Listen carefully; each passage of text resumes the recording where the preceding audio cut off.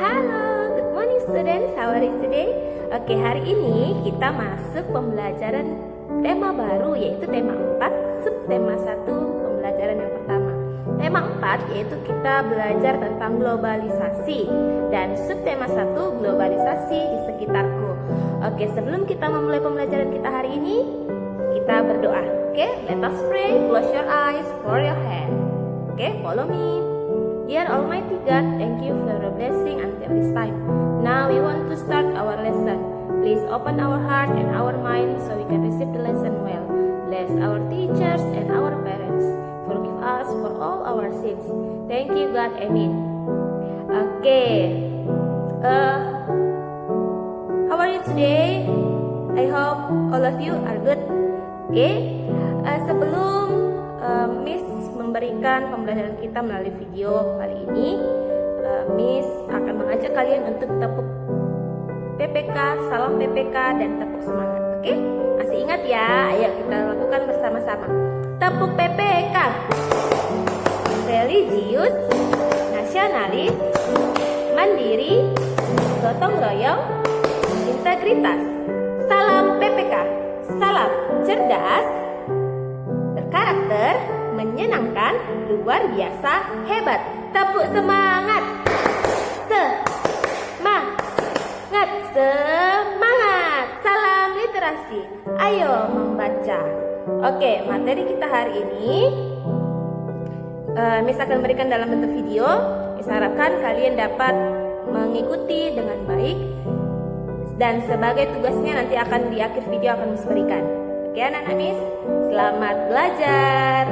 Anak-anak Miss, sekarang ini kita sedang berada di era globalisasi.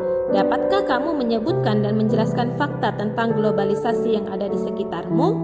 Produk tersebut bisa berupa pakaian, bisa juga tas, atau sepatu yang kamu, temanmu, orang tuamu, dan gurumu kenakan. Bisa juga makanan dan minuman atau produk lain yang ada di sekitar kelas dan sekolahmu ataupun rumahmu. Nah, bisakah kamu menerka negara mana yang memproduksinya? Coba kamu amati peta dunia yang ada di buku tema halaman 1. Ya, di sini ada beberapa produk dan negara asalnya. Contohnya batik dari Indonesia, karpet dari Turki, boneka dari Tiongkok, mobil dari Jepang, jam tangan dari Swiss, ataupun susu dari Selandia Baru. Globalisasi memungkinkan beragam produk dari negara lain dapat kita temui. Kita bisa menemui berbagai makanan dari negara lain seperti pizza, jam tangan, atau boneka dari negara lain. Produk Indonesia juga bisa ditemui di luar negeri, misalkan batik. Perkembangan komunikasi dan transportasi menjadikan barang-barang tersebut mudah ditemui di negara lain. Nah, anak-anak Miss, menurut kalian apa sih globalisasi? Nah, ini menurut Ahmad Suparman, pengertian globalisasi ialah suatu proses yang menjadikan suatu benda atau perilaku sebagai identitas dari setiap individu di dunia tanpa dibatasi oleh wilayah. Pada era globalisasi ini, Indonesia juga melakukan kerjasama dengan negara lain, termasuk dengan negara-negara ASEAN. Bagaimana peran Indonesia dalam kerjasama di bidang sosial budaya dengan negara-negara ASEAN? Agar kita lebih memahaminya, kita akan simak teks dengan judul Menlu Hillary Clinton promosikan angklung ke dunia. Menjelang akhir pertemuan ke-44 Menteri Luar Negeri ASEAN, tepatnya pada tanggal 22 Juli 2011 malam di Hotel Nusa Indah Bali, diselenggarakan acara makan malam. Acara tersebut dihadiri lebih dari 50 menteri luar negeri. Tampaknya Menteri Luar Negeri Amerika Hillary Clinton dan Menteri Luar Negeri dari negara-negara ASEAN, China, Rusia, Uni Eropa, peninjau, dan tamu dari berbagai negara lain. Tentu saja, berbagai makanan tradisional dihidangkan.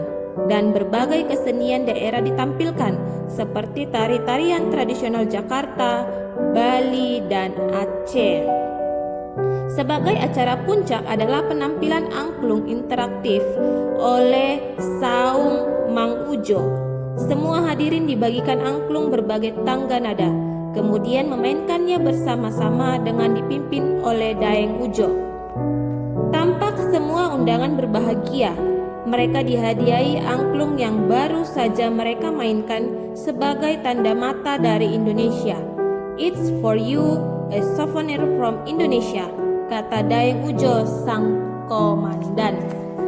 Malam yang berkesan itu sangat membantu dalam menciptakan iklim yang kondusif. Malam tersebut membuat pertemuan para menteri luar negeri ASEAN dan berbagai pertemuan bilateral lainnya berlangsung sukses. Foto Ibu Hillary Clinton juga menghiasi berbagai surat kabar di dunia. Berkat angklung, Bu Hillary Clinton juga menjadi duta Indonesia. Nah, anak-anak Miss, kalian sudah mendengarkan teks Menlu Hillary Clinton promosikan angklung ke dunia. Nah, di sini ada 3 soal. Ya, kita akan jawab bersama-sama. Miss sudah memberikan pembahasannya. Nah, kalian akan tulis ya soal 1, 2, 3 dan pembahasannya di buku PR kalian. Oke, anak-anak Miss, jangan lupa ya. Kalian tulis pembahasannya juga nomor 1, 2, dan 3. Anak-anak Miss, di buku tema 4 halaman 5 di sini ada kerjasama Indonesia dengan negara-negara di Asia Tenggara di bidang sosial budaya di masa globalisasi. Nah, bentuknya seperti ini, bisa kalian perhatikan. Nah, di sini Miss sudah bantu kalian untuk mengerjakannya ya. Ada bentuk kerjasama di bidang sosial dan di bidang budaya. Ini juga nanti kalian tulis di buku PR kalian. Jangan lupa dipahami ya, Nak. Silahkan lanjutkan pembelajaran kita. Coba kalian perhatikan teks berikut ini. Kita sering mendengar bahwa abad 20 merupakan abad globalisasi. Berbagai peristiwa dari berbagai belahan dunia dapat kita saksikan langsung melalui layar televisi pada jam, menit, atau bahkan detik yang sama. Kita dapat berhubungan dengan sanak saudara, kerabat, atau sahabat yang berada di negara lain dengan mudah. Kita seakan hidup dalam satu desa yang sangat besar. Dengarkan teks eksplanasi ilmiah berikut ini. Menghasilkan energi listrik. Pembangkit listrik tenaga air. Listrik memiliki peran penting di era globalisasi. Tidak dapat dimungkiri bahwa globalisasi terjadi karena perkembangan teknologi di berbagai bidang yang didukung oleh peran listrik sebagai sumber energi di dalamnya. Dengan ditemukannya televisi, komputer, dan telepon genggam, arus informasi kemudian menyebar dengan begitu cepat ke negara berbagai belahan dunia. Kebutuhan akan listrik kemudian menjadi suatu hal yang harus dipenuhi bagi semua negara di era globalisasi saat ini.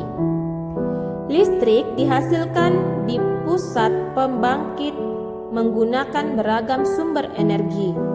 Pada pembangkit listrik tenaga air, PLTA, air dari waduk atau sungai masuk melalui pintu. Yang kedua lalu diatur oleh katup pengaman. Yang ketiga, air kemudian masuk ke tangki pengaman tekanan. Lalu pada nomor 4, air di dalam pipa pesat. Yang kelima, mengalirkan dan mengarahkan air ke turbin. Yang ketujuh, lalu melalui katup pengatur tekanan. Yang keenam, untuk mendapatkan tekanan energi yang besar. Energi potensial air kemudian menggerakkan turbin. Energi gerak tersebut kemudian diubah menjadi energi listrik oleh generator yang dilakukan pada nomor 8. Lalu energi listrik dari generator kemudian diatur kapasitas tegangannya dan dialirkan oleh transformer. Ini dilakukan pada nomor 9. Lalu pada nomor 10, energi listrik kemudian dibagikan ke konsumen oleh saluran transmisi. Nah, komponen utama pada semua pembangkit energi listrik adalah turbin dan generator. Turbin tersebut harus bergerak untuk menghasilkan energi gerak yang kemudian diubah menjadi energi listrik oleh generator. Energi penggerak turbin selain dari aliran air juga bisa didapat dari angin, panas bumi, dan sumber energi lainnya. Adakah sumber energi di daerahmu yang bisa digunakan sebagai pembangkit energi listrik? Pada pusat pembangkit dari waduk-waduk besar, energi listrik yang dihasilkan juga sangat besar dan mampu memenuhi kebutuhan listrik warga di banyak wilayah. Di daerah perdesaan yang belum terjangkau aliran listrik dari pemerintah, warga terkadang membuat pembangkit listrik secara mandiri dengan memanfaatkan aliran air dari sungai atau air terjun yang ada di daerahnya. Pembangkit tersebut tentunya menghasilkan energi listrik yang hanya cukup untuk memenuhi kebutuhan listrik warga sekitar saja. Pembangkit listrik tersebut dinamakan pembangkit listrik mikrohidro yang memanfaatkan sumber energi alternatif dari aliran air yang ada di lingkungan sekitar. Nah, anak-anak Mi, sebagai tugas kalian amati gambar pembangkit tenaga listrik mikrohidro berikut ini. Kemudian kalian tulis kembali bagaimana proses menghasilkan energi listriknya. Lalu kalian juga kerjakan menentukan informasi penting dari setiap paragraf pertama, paragraf kedua, dan ketiga dari teks halaman 6 dan halaman 7. Dikerjakan di buku PR kalian. Oke anak-anak Miss? Oke, sekian dulu pembelajaran kita hari ini. Miss harapkan kalian dapat mengerti. Dan sebagai tugasnya tadi sudah Miss berikan, jangan lupa dikerjakan di buku PR-nya. Oke anak-anak Miss, Miss ingatkan kembali untuk tugas puncak tema 3 hari ini Miss tunggu sampai jam 12 malam ya. Jangan sampai kalian tidak mengumpulkan. Oke anak-anak Miss.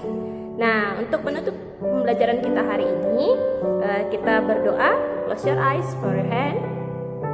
Dear Almighty God, thank you for the blessing until this time. Now we have finished our lesson and we want to continue our activity. Please bless us, bless our teachers and our parents. Forgive us for all our sins.